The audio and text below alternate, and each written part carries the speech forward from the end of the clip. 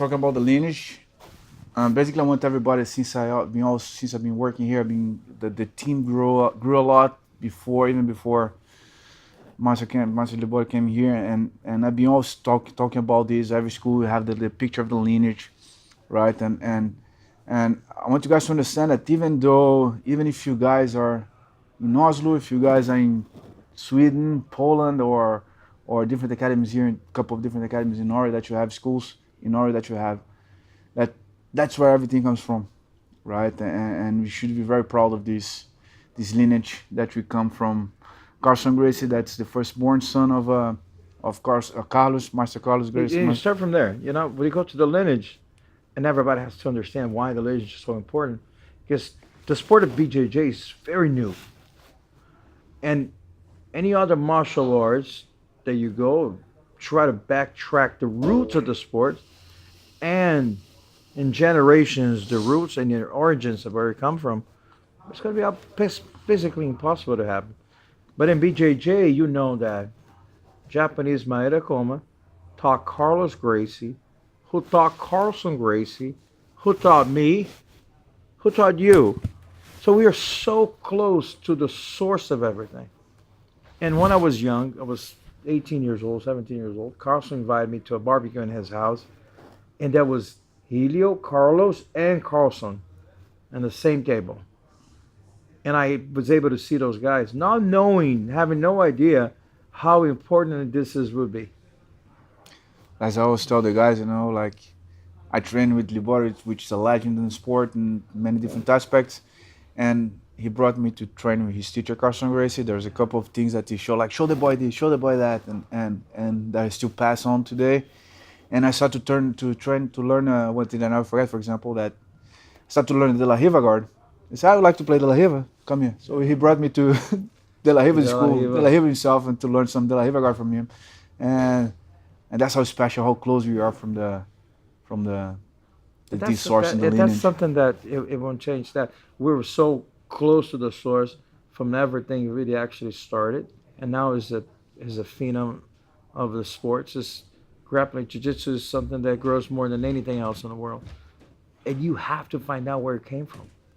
Yeah. So relying out, and you're so lucky and fortunate to be in that time, in that place. Yeah. And people have to feel around, and not, you can never forget where you came from, especially if you want to have a vision to where you want to go.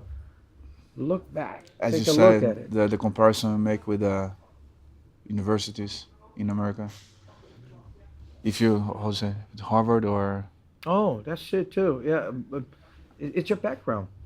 It's a background. Why people go there and learn from Harvard or Princeton and Oxford, and from there you go.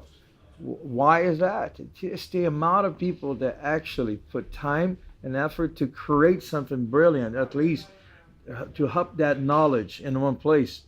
Carson Gray's team was like that. So you come from a team like that, it's credibility automatically. So you can never find it. You can never forget where you came from. Besides that, it's not fair.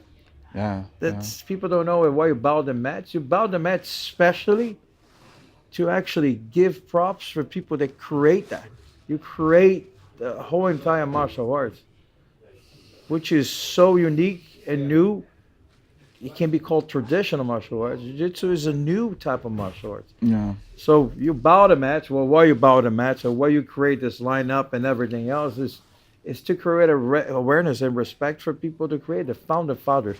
And also that for me, it would be much easier to just say that I'm black belt in Brazilian Jiu-Jitsu or whatever from whatever federation or something, or to know in myself that I'm a black belt under Ricardo Liborio and Carson Gracie. That comes from Carson Gracie lineage. It makes a big difference to know this inside of you. And it's not better or worse than anybody else. We all know that dedication makes really the credentials of everyone, but there's so much history into it. You can't deny that the founder fathers brought us to where we are right now, and we are so close to them. It's so close to them.